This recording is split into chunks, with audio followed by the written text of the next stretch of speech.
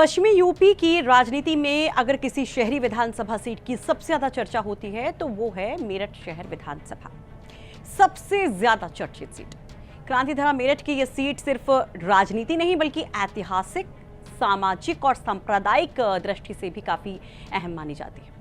और जब इसकी हम बात करते हैं तो क्रांति की गूंज जो 1857 की थी वो सबसे पहले दिमाग में आती है और आज चुनावी सियासत भी इसकी काफी गरमाई हुई है। मेरठ शहर हमेशा सत्ता की दिशा तय करने वाली सीट मानी जाती रही है और 2027 के विधानसभा चुनाव की तैयारियां जब शुरू हुई हैं तो इस सीट को लेकर बहुत ज्यादा बातें हो रही हैं। समाजवादी पार्टी लगातार तीसरी बार क्या यहां पर जीत पाएगी या फिर बीजेपी अपनी परंपरागत सीट को वापस हासिल करने की रणनीति में कामयाब हो पाएगी। ये कई सारे सवाल हैं जो न केवल वहां की जनता के मन में हैं बल्कि आम लोगों के मन में भी हैं। तो इस सीट के समीकरण क्या हैं और क्या कहते हैं यहाँ के स्थानीय पत्रकार इस सीट के भविष्य के ऊपर आपको जरूर बताएंगे। नमस्कार, आप देख रहे हैं यूपी किसका और आपके साथ मैं हूं सुषमा।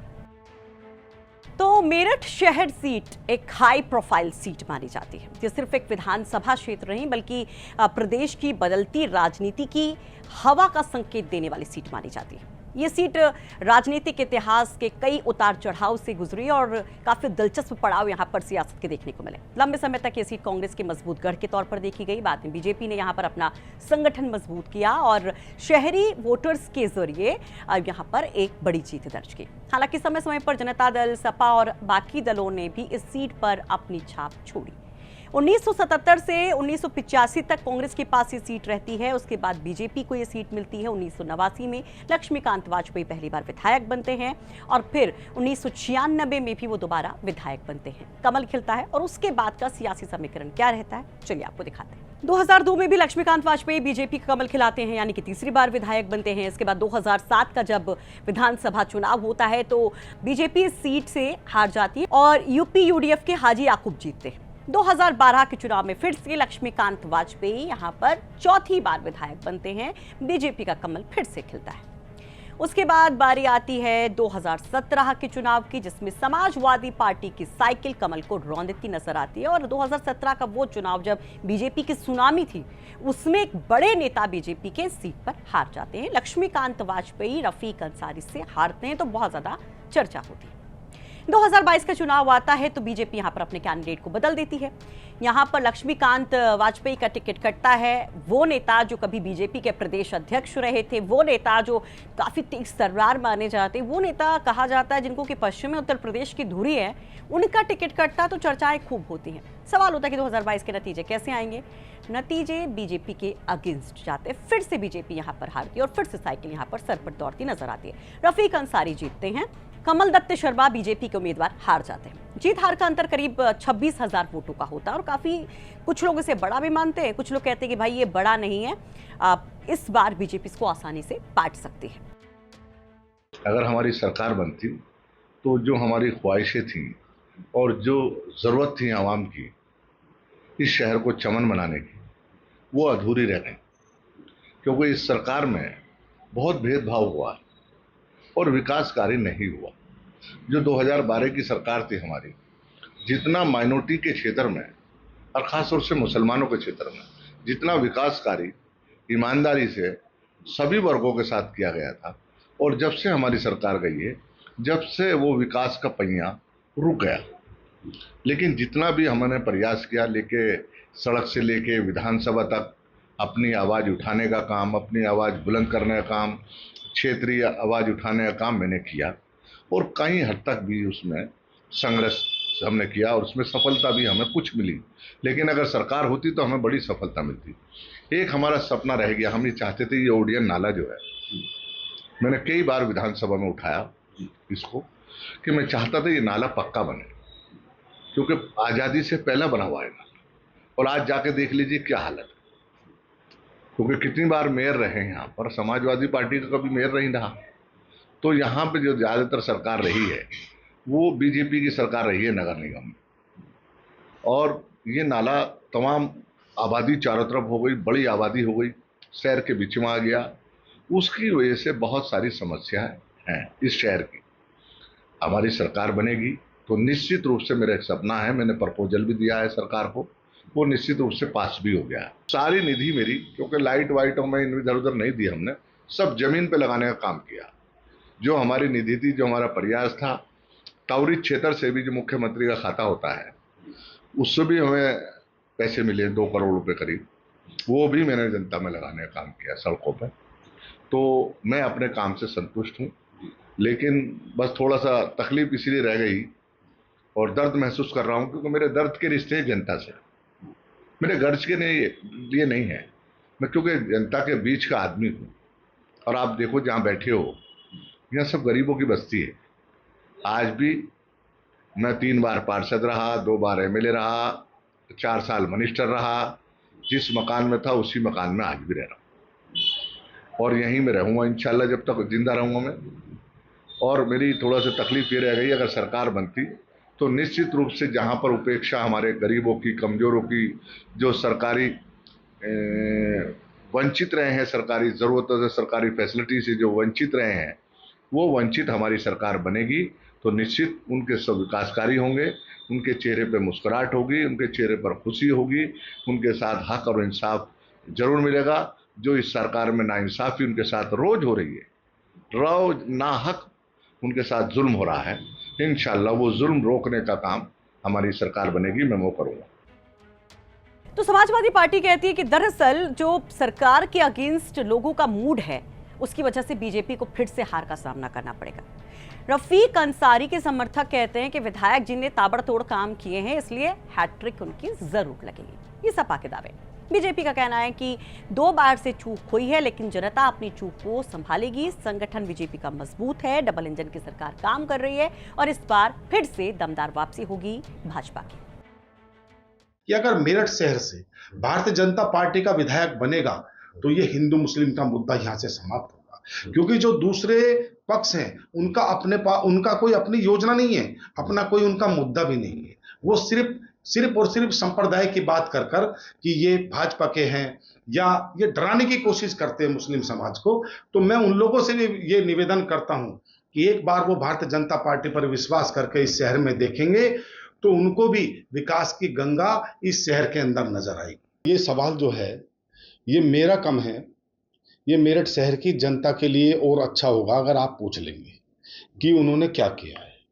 उनके बारे में मैं अगर कुछ कहूं तो ऐसा लगेगा कि जैसे मैं प्रतिद्वंदिता के कारण कह रहा हूं, लेकिन असलियत ये है कि वो शहर में कहीं नजर नहीं आए। उनका एक अपना काम है जो वो अपने काम में लगे रहते हैं। और देखिए, जिन लोगों ने भी उनको वोट किया वो उनके बीच में भी कहीं नजर नहीं आते और कोई उनके पास में कोई उनकी योजना नहीं थी, कोई उनके योजना कोई धरती पर नहीं आई, वो जनता को कहीं मिले नहीं, जनता को कहीं दिखे नहीं। तो मेरे से क्या संतुष्टि, वो तो जनता ही आपको बता देगी। अच्छा, उन्होंने कहा कि मैंने बहुत सारे काम कराए और 10 साल में मैंने नाले बनवाए, खलंजे बनवाए, क्या इस पे आपका कहना है?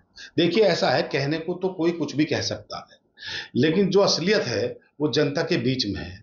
हमारे जो शहर की जनता है वो पढ़ी लिखी है, हर चीज को समझती है कि क्या चीज विधायक जी ने बनवाई, क्या चीज महापौर जी ने बनवाई, क्या चीज हमारे माननीय सांसद जी ने बनवाई। तो ये सब चीजें सबके सामने हैं।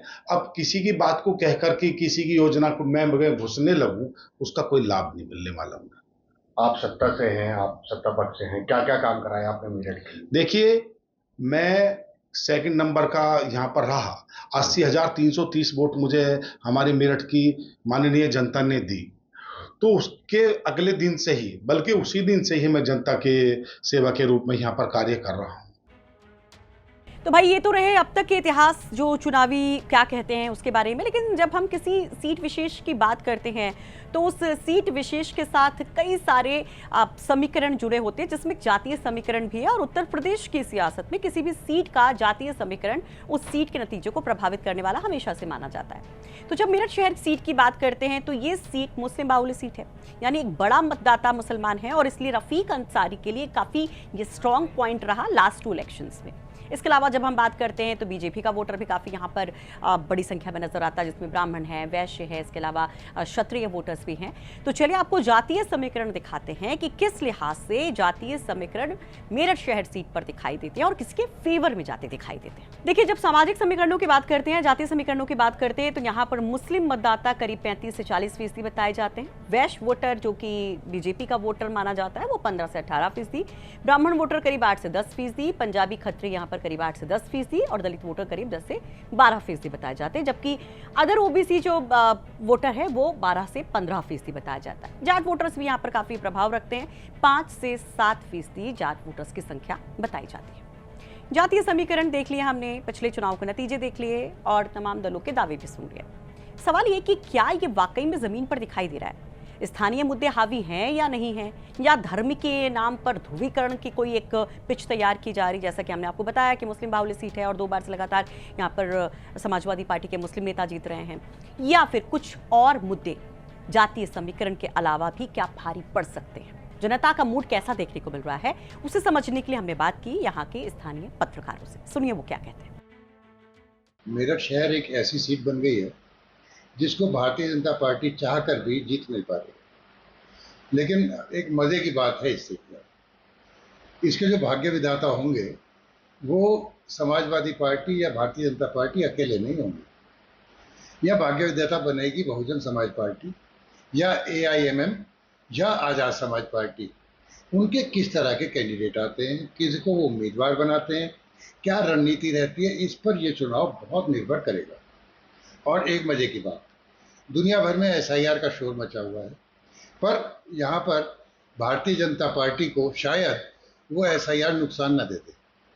जो SIR के प्राथमिक आंकड़े आए हैं उनसे साफ पता चलता है कि मुस्लिमों में अपनी वोट बनवाने के लिए उत्साह था, जबकि भारतीय जनता पार्टी या उसके अनुसांगिक संगठन देर में जागे और तब तक समय बीत चुका था।